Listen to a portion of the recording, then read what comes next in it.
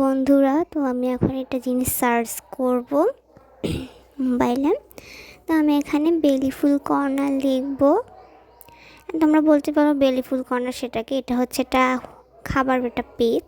তো এই দেখো, এই যে পেজটা তোমরা দেখতে পাচ্ছ বেলি ফুল ফুড কর্নার, এখানে অনেক কিছু লেখা।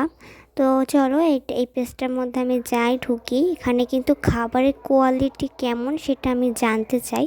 তো এখানে একটা লোক হচ্ছে তেহারি বিক্রি করে মাত্র 30 টাকায়। আমি তো দেখেও অবাক, মানে এত কম টাকায়, মানে বুঝলাম না। তা আমি কোয়ালিটিটা বোঝার জন্য হচ্ছে আমি ভালো করে দেখলাম, দেখার পরে তো আমি এখন সব কিছু দেখছি ভালো করে।